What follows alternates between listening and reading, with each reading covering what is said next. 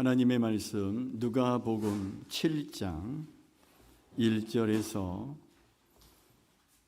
10절에 있는 말씀이 되겠습니다. 누가복음 7장 1에서 10절에 있는 말씀이 됩니다. 예수께서 모든 말씀을 백성에게 들려주시기를 마치신 후에 가버나움으로 들어가시니라. 어떤 백부장의 사랑하는 종이 병들어 죽게 되었더니 예수의 소문을 듣고 유대인의 장로 몇 사람을 예수께 보내어 오셔서 그 종을 구해 주시기를 청한지라. 이에 그들이 예수께 나와 간절히 구하여 이르되 이 일을 하시는 것이 이 사람에게는 합당하니이다. 그가 우리 민족을 사랑하고 또한 우리를 위하여 회당을 지었나이다 하니 예수께서 함께 가실새 이에 그 집이 멀지 아니하여 백부장이 벗들을 보내어 이르되 주여 수고하시지 마옵소서. 내 집에 들어오심을 나는 감당하지 못하겠나이다. 그러므로 내가 주께 나아가기도 감당하지 못할 줄을 알았나이다. 말씀만 하사 내 하인을 낫게 하소서. 나도 남의 수하에 든 사람이요 내 아래에도 병사가 있으니 이더러 가라 하면 가고 저더러 오라 하면 오고 내 종더러 이것을 하라 하면 하나이다. 예수께서 들으시고 그를 놀랍게 여겨 돌이키사 따르는 무리에게 이르시되 내가 너희에게 이르노니 이스라엘 중에서도 이만한 믿음은 만나보지 못하였노라 하시더라. 보내었던 사람들이 집으로 돌아가 보매 종이 이미 나와 있었더라. 아멘. 아주 오래전에 전방에서 근무하던 어느 군목 목사님의 얘기입니다. 부대에서 장병들에게 복음 사역을 감당하고 있었는데 이 전방 지역은 인적이 드문 지역이기 때문에 꽃이 만발하고 벌들이 많이 날아왔습니다. 그래서 이 군대 목사님 군목은요, 그 벌들이 많이 꽃이 만발하여 벌들이 많이 들어오니까 벌통을 벌려놓고 틈틈이 양봉을 했습니다. 그래서 많은 그 꿀들을 채취하게 되었어요. 그래서 이 군목은 그것을 판매하지 않고 부대원들에게 이렇게 광고를 했습니다. 누구든지 빈통을 갖고 오시면 뭘 드립니다? 꿀을 드립니다. 그리고 방을 붙였어요. 그랬더니 어떤 군인은 바카스병을 들고 왔고 어떤 군인은 닝거병을 들고 왔고 어떤 병사는 깡통을 들고 왔습니다. 군목은 그들이 갖고 온 빈 통에다가 바카스병 들고 온 병사에게는 그 병에다가 닝게루병에다가는 또 그 병에다가 또 서로 다른 깡통을 들고 오면은 그 통에다 가득 꿀을 채워 주었습니다. 그러자 항의가 들어왔습니다. 불공평하다는 겁니다. 누구는 많이 주고 누구는 적게 주느냐는 겁니다. 줘도 탈입니다. 누구는 많이 주고 누구는 적게 주느냐고. 그때 군목이 이렇게 대답했다고 합니다. 누가 바카스병 들고 오라겠냐고. 누가 바카스병 갖고 오랬냐고. 여러분, 누구 말이 옳습니까?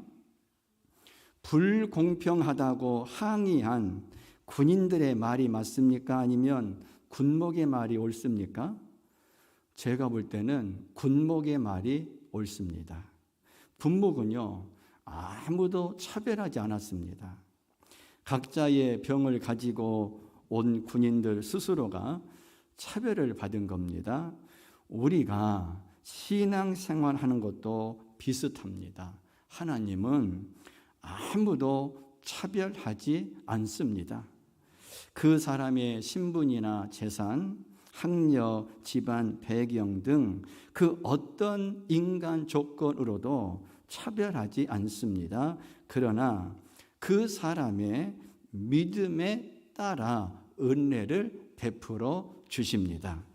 그런 점에서 이렇게 말할 수 있습니다. 하나님은 사람은 차별하지 않지만 뭘 가지고 차별하셔요?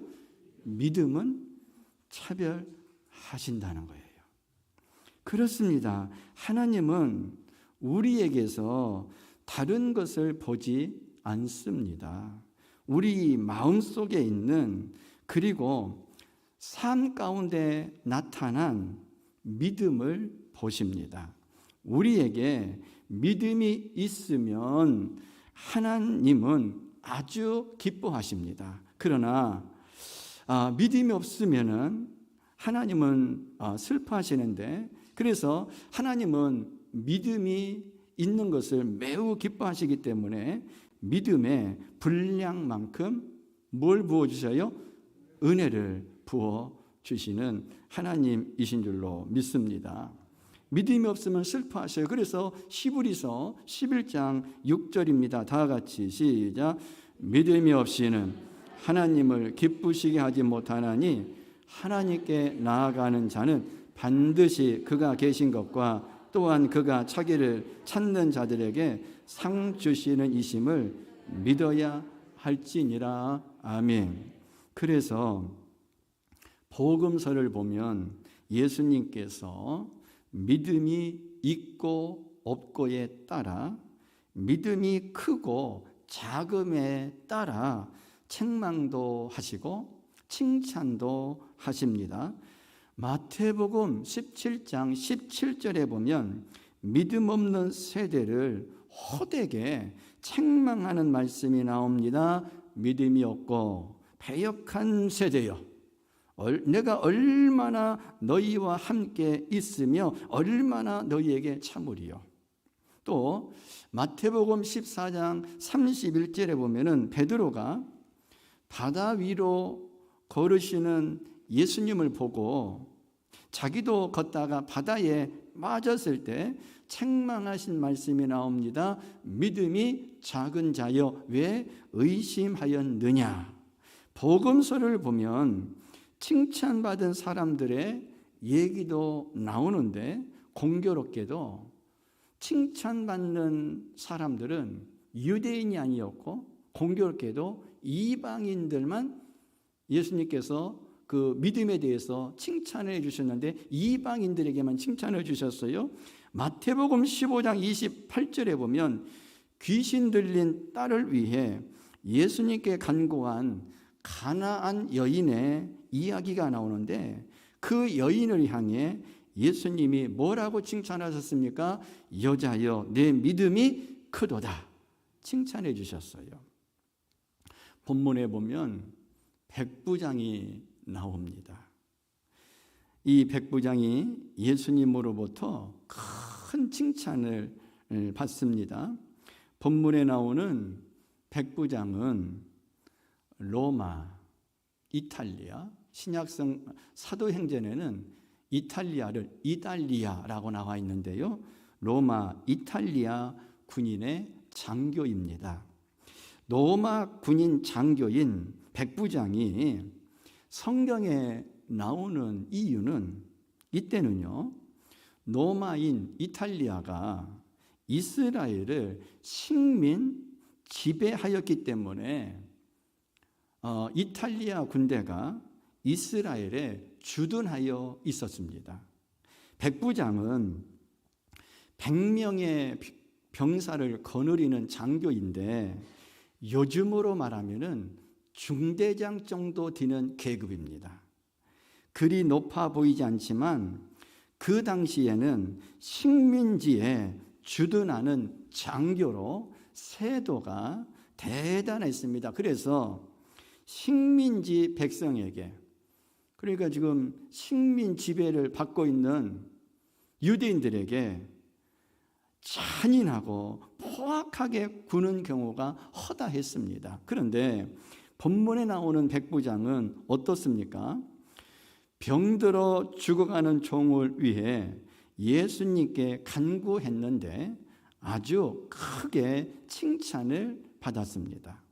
그리고 그 종의 병이 치유되는 놀라운 은혜를 받았습니다. 먼저 본문 누가복음 7장 9절을 보시죠. 얼마나 크게 칭찬을 받았는지 시작. 예수께서 들으시고 그를 놀랍게 여겨 돌이키사 따르는 무리에게 이르시되 내가 너희에게 이르노니 이스라엘 중에서도 이만한 믿음은 만나보지 못하였노라 하시더라. 아멘.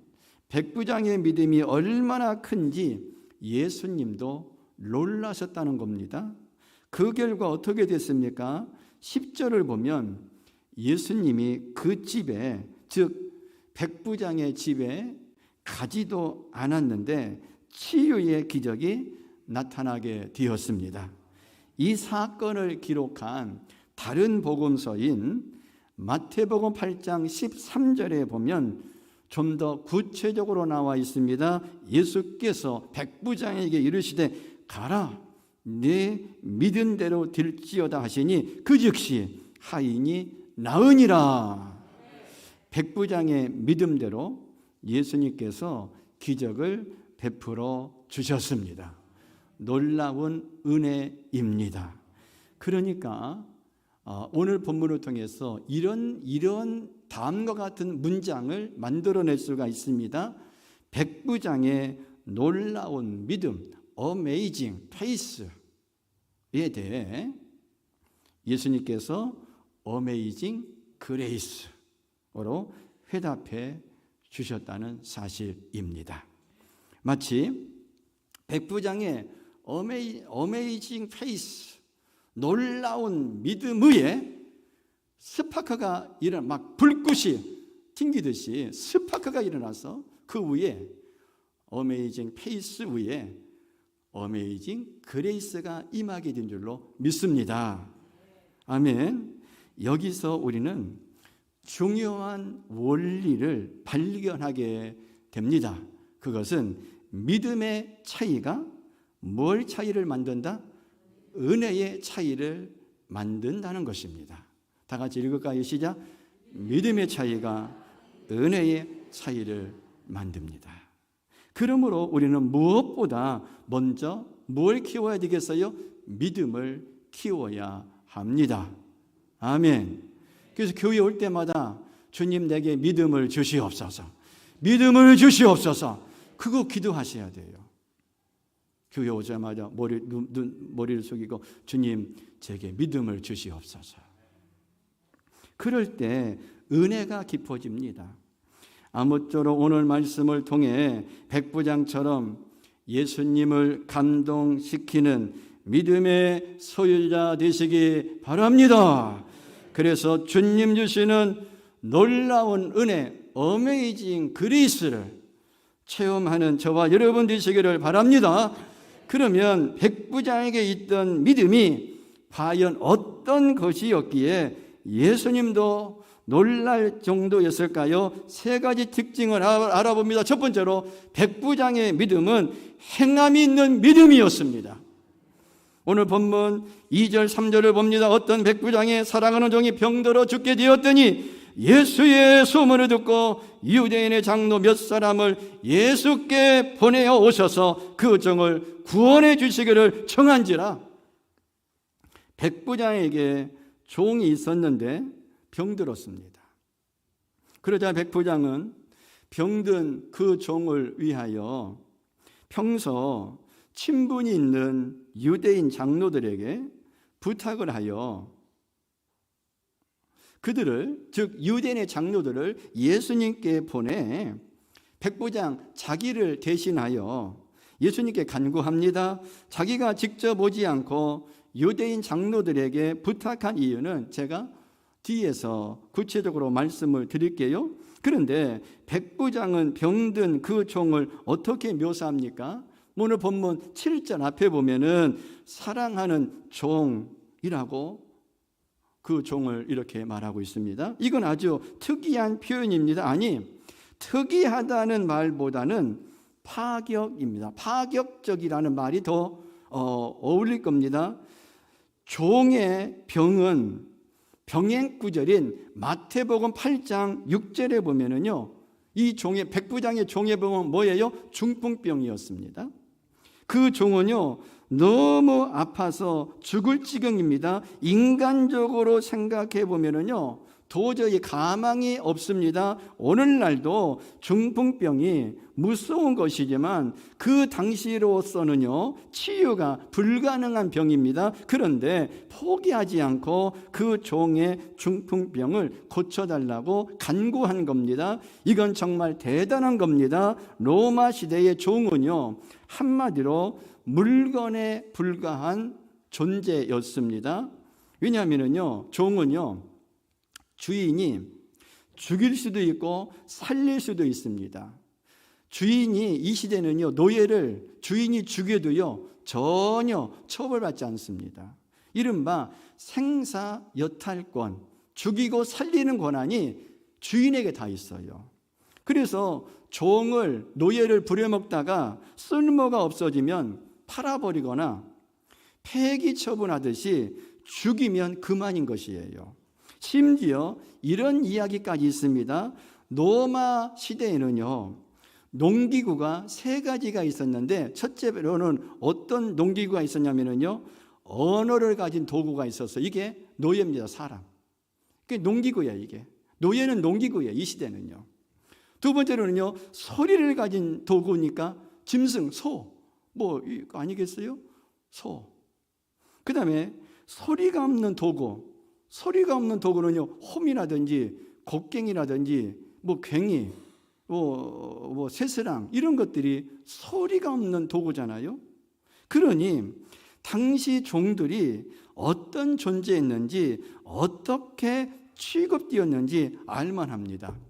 여러분, 우리가 이 땅에 태어났는데 태어나는 것은 내 맘대로 못 하잖아요.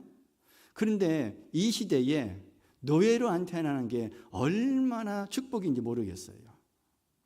그런데 백부장은요, 농기구와 같은 종이 아프다고 마음 아파하면서 간절히 기도한 겁니다. 얼마나 사랑했는지 마치 가족처럼 사랑했던 것 같습니다. 당시 로마 군인들은 아주 잔인하고 포악했습니다. 특히 장교들은 권세가 있으니까 그 횡포가 아주 심했습니다. 그런데 여기 등장하는 백부장은 마치 천사 같은 사람입니다. 정말 놀랍습니다. 좀 더 살펴보면 더욱 놀랍습니다. 백부장의 부탁으로 예수님을 찾아온 유대 장로들이 백부장에 대해 한 말을 들어보면 대단합니다. 본문 4절로 5절 앞부분에 보면 이에 그들이 여기 그들이 누굽니까? 유대 장로들이 예수께 나와 간절히 구하여 이르되 이 일이 뭐예요? 그 백부장의 종의 병을 고쳐 주시는 것이 이 사람에게는 합당합니다. 왜냐하면 그가, 백부장이 우리 유대 민족을 사랑하고 그럽니다.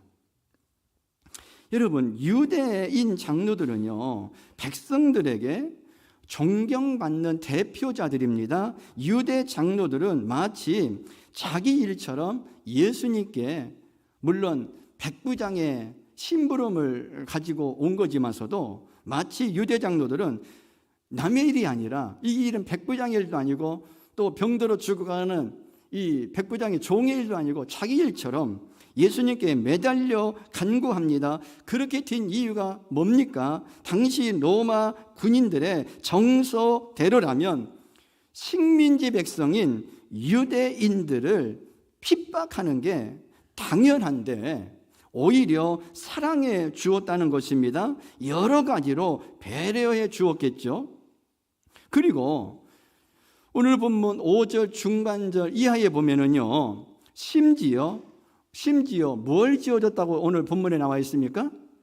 회당을 지어줬다고 나와 있는데요. 여러분들 성경책에다 밑줄 긋고 예배당 써놓으면 죠. 예배당. 이때 회당이 우리 지식으로 말하면 예배당 아닙니까? 예배당을 건축해 가지고요, 유대인들에게 헌납해 준 거예요. 여러분, 이게 믿어져요, 안 믿어져요? 안 믿어지죠. 안 믿어지니까 불가능한 일을 한 사람이라는 거죠. 물론 여러분, 회당을 지으려면 돈도 많이 들었겠지만 상관의 눈치도 봐야 되고 잘못하면 불이익을 당할 수 있는 입장입니다. 자칫 잘못하면 견책을 당하거나 승진상 불이익을 당할 수 있고요. 심하면은요, 백부장의 그 중대장 직책에서 면책 잘릴 수도 있어요. 그럼에도 불구하고 그렇게 큰 일을 했다면 믿음이 대단한 것 아니겠어요? 맞지요? 그 믿음이 사랑의 행위로 나타난 겁니다. 이런 게 진짜 뭐예요? 믿음입니다. 그래서 야고보 사도는 야고보서 2장 14절 17절 다 같이 시작. 내 형제들아, 만일 사랑이 사람 믿음이노라 하고 행함이 없으면 무슨 유익이 있으리요? 그 믿음이 능히 자기를 구원하겠느냐? 이와 같이 행함이 없는 믿음은 그 자체가 죽은 것이라. 행함이 있어야 참 믿음이라는 거예요. 말로만 하면, 겉모양만 갖추면 거짓 믿음이요, 죽은 믿음입니다. 요한일서 4장 20절도 이렇게 말씀합니다. 누구든지 하나님을 사랑하노라 하고 그 형제를 미워하면 이는 거짓말하는 자니 보는 바 그 형제를 사랑하지 아니하는 자는 보지 못하는 바 하나님을 사랑할 수 없느니라. 보이지 않는 하나님을 사랑하는 믿음은 보이는 형제를 사랑하는 것으로 표현된다는 것입니다. 백부장이 얼마나 진실한 믿음을 갖고 있었는지 안 봐도 비디오입니다. 이런 믿음이 예수님을 감동시킨 겁니다. 그래서 예수님은 마태복음 8장 7절을 통하여서 내가 가서 고쳐주리라고 말씀하시고 그 백부장의 집으로 향하셨던 것이지요. 저와 여러분도 이와 같이 사랑에 행함이 있는 믿음으로 주님의 놀라운 은혜를 체험하시기를 바라겠습니다. 두 번째로는요, 이 백부장의 믿음은요, 겸손이 있는 믿음입니다. 오늘 본문 6절 7절을 보시겠습니다. 예수께서 함께 가실새 이에 그 집이 멀지 아니하여 백부장이 벗들을 보내어 이르되 주여 수고하시지 마옵소서. 내 집에 들어오심을 나는 감당하지 못하겠나이다. 그러므로 내가 주께 나아가기도 감당하지 못할 줄을 알았나이다. 앞에서 본 대로 백부장은 직접 예수님을 찾아오지 않았습니다. 그리고 유대인 장로들을 보냈습니다. 그 대목만 보면 혹시 오해할 수도 있어요. 백부장 자기가 권세가 있으면 있지, 자기가 직접 예수님한테 와서 종의 병을 고쳐달라고 말해야지 건방지게 유대인 장로들을 보내? 이렇게 생각할 수 있습니다. 그런데 사실은 그게 아닙니다. 아무리 그 로마의 백부장으로서 이제 힘이 없어서 나라를 빼앗긴 그 유대인들을 통치하고 있지만 유대인들에게는요, 어떠한 자존심이 있었냐면요, 자기들은 하나님으로부터 뽑힘받은 백성이라고 하는, 이걸 선민의식이라고 그러죠. 그래서 유대인들은 하나님은 유대인 자기들만 사랑하시지 유대인 외에 이방인들은요, 하나님이 사랑하지 않으신다라고 하는 그러한 자부심을 가졌어요. 좋은 자부심은 아니죠. 어떻게 하나님이 저들 하나님한테요? 우리 모두의 하나님이시죠. 아멘이시죠. 그래가지고 유대인들은요, 못된 선민의식을 가지고 있어가지고 유대인 외에 이방인들은요, 개 취급했어요. 다 개들이야. 인간도 아니에요. 그 시절에 우리들은요, 유대인들 입장에서 보면은요, 다 개예요. 인간도 아니에요. 그렇기 때문에 유대인들은요, 비록 나라가 약해서 로마의 지배를 받고 있을지라도 어떠한 자부심을 가지고 있었냐면요, 그래도 유대인들은요, 이방인들을 무시했어요. 이걸 알고 있었어요. 특히 유대인 납비들은 이방인은 절대 접촉하지 않았습니다. 납비보다 그 당시 더 귀한 예수님을 이방인인 백부장 자기가 어찌 감히 직접 찾아가서 만나냐 이겁니다. 그래서 유대 장로들에게 부탁한 건데 막상 예수님이 이방인인 자기 집으로 오신다는 전가를 받고 이 백부장 가슴이 뛰었습니다. 좋기도 하고 황송하기도 하고 가만히 생각해 보니까 예수님을 오시게 하는 게 너무 번거롭고 죄송합니다. 자기는 일개 이방인이요 죄인에 불과한데 자기 집은 누추한데 이런 생각이 든 겁니다. 사실은 세상적으로 높은 사람이요 집도 좋았을 텐데 말입니다. 그래서 감당치 못하겠다는 말을 연발합니다. 이게 바로 믿음입니다. 하나님이 누구인지 알기에, 예수님이 누구인지를 알기에 그 앞에 자신의 죄를 깨닫고 자신의 무익함을 고백하는 겸손이 온전한 믿음인 줄로 여러분 믿으시기를 바랍니다. 믿음이 있노라 하면서 교만하게 굴면 아직 설익은 믿음이죠. 벼가 익으면 고개를 숙이듯이 믿음이 성숙해질수록 겸손해지는 게 이치입니다. 백부장이 그랬습니다. 예수님이 그 모습을 크게 보시고 크게 감동을 받으셨습니다. 그리고 큰 은혜를 베풀어 주셨습니다. 여러분, 은혜는요 마치 물과 같은 것입니다. 물은 위에서 아래로 흐릅니다. 하나님에게서 예수님에게서 흘러내리는 겁니다. 그런데 아무에게나 여러분 하나님께서 은혜를 흘러내리지 않습니다. 야고보서 4장 6절에 보면 겸손한 자에게 은혜를 흘러 보내주시는 줄로 믿으시기를 바랍니다. 그러나 더욱 큰 은혜를 주시나니 그러므로 일러스되 하나님이 교만한 자를 물리치시고 겸손한 자에게 은혜를 주신다 하였느니라. 아멘. 성경을 쭉 살펴보십시오. 위대한 인물들의 특징이 무엇인지 바로 겸손함입니다. 그런데 그 겸손이 별난 게 아닙니다. 하나님께 가까이 갈수록 그 하나님 앞에 자신이 얼마나 악한 존재인지 부족한 존재인지 깨닫는 겁니다.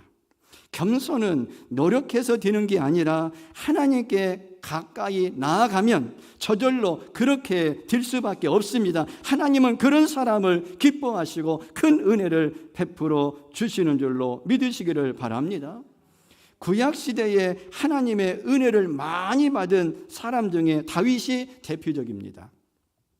다윗이 쓴 시편을 보면은요, 구구절절 은혜를 노래합니다. 그런데 그 은혜가 다윗의 겸손한 믿음에 부어진 것입니다. 역대상 17장 16절에 나오는 다윗의 고백에서 다윗은 가만히 생각해 보면 자기는 별게 아니라는 거예요. 여호와 하나님이여 나는 누구이오며 내 집은 무엇이기에 나로 이에 이르게 하셨나이까.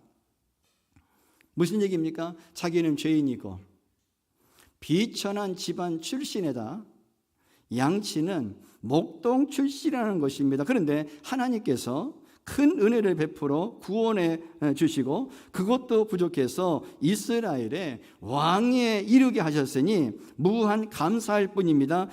그래서 다윗은요 항상 하나님 앞에 무릎을 꿇었습니다. 그러니 하나님의 은혜가 임할 수밖에 없었던 것입니다. 여러분, 그 옷걸이 얘기를 아십니까? 옷걸이. 우리 방장로님 세탁소를 경영하시는데 이 세탁소에 그 옷걸이들이 많이 걸려 있습니다. 어느 날 신참 옷걸이가 들어왔어요. 세탁소에 신참 옷걸이가 세탁소에 들어왔습니다. 그랬더니 고참 옷걸이가 신참 옷걸이에게 충고를 합니다. 뭐라고 충고한지 아십니까? 고참 옷걸이가 신참 옷걸이한테 충고를 하는 거예요. 야, 절대 착각하지 말라. 그 말을 들은 신참 옷걸이가 고참 옷걸이에게 뭘요? 물어본 거예요. 그랬더니 고참 옷걸이가 신참 옷걸이에게 이렇게 말했답니다. 네게 걸리는 옷은 네 것이 아니야. 잠시 후면 주인에게 돌아갈 거야. 너나 나나 옷걸이에 불과하다는 것을 잊지 마라. 꼭 명심해. 그랬다는 거예요. 제가 이 옷걸이 이 얘기를 읽으면서 그런 생각을 했어요. 우리는 옷걸이와 같은 존재입니다. 빈손으로 왔다가 빈손으로 갑니다. 그래서 겸손은 여러분 또한 바다와 같은 겁니다. 바다는 가장 낮은 데 위치합니다. 그러니까 모든 물이 바다로 흘러 들어갑니다. 마찬가지로 바다 같은 믿음을 가진 사람에게 하나님의 은혜가 흘러가게 될 줄로 믿으시기를 바랍니다. 백부장이 그랬습니다. 저와 여러분도 이런 믿음으로 주님의 놀라운 은혜를 체험할 수 있기를 바랍니다. 세 번째로 백부장의 믿음은요, 말씀 중심의 믿음입니다. 앞에서 두 가지 특징을 언급했지만 이게 가장 중요합니다. 백부장의 믿음의 뿌리가 바로 이겁니다. 말씀 중심의 믿음이 참 믿음이고 성숙한 믿음입니다. 이 믿음이 있을 때 사실은 말씀 중심의 믿음이 있을 때에 여러분 행함도 따라오고 겸손도 따라오게 됩니다. 예수님께서 감탄하시면서 백부장을 극찬하신 게 사실은 결정적으로 말씀 중심의 믿음 때문입니다. 본문을 잘 관찰해 보면 백부장이 종의 중풍병이 치유된 후 나중에 예수님을 찾아가 감사했는지 모르겠지만 아마 감사했겠죠. 적어도 종의 병이 나을 때까지 예수님을 직접 만나보지 못했습니다. 그런데 놀라운 은혜가 임한 겁니다. 여러분, 어떻게 그게 가능했을까요? 본문 누가복음 7장 3절 앞에 보면은요, 말씀 중심이 믿음이기에 가능했습니다. 여기 오늘 본문 7장 3절 앞에 보면은 예수의 소문을 듣고, 이 소문은요 말씀을 듣고 백부장이 예수님의 말씀을 전해드린 겁니다. 그 말씀이 백부장의 마음을 움직였습니다. 예수님의 말씀을 들음으로 믿음이 생깁니다. 말씀과 더불어 성령의 역사함으로 믿음이 생기는 겁니다. 그래서 사도 바울은 로마서 10장 17절에서 믿음은 뭐에서 나온다고요? 들음에서 나온다라고 말씀하고 있는데 그 말씀은 예수님의 말씀을 말하죠. 백부장은 예수님의 말씀을 전해 듣고 그 믿음이 계속 자라고 성장해졌습니다. 유대인 장로들을 보내서 간구했는데 백부장은 궁금해서 아마 사람들을 계속 보내서 돌아가는 상황을 파악했을 것입니다. 그리고 백부장은 예수님이 자기 집으로 오신다는 소식을 듣게 됩니다.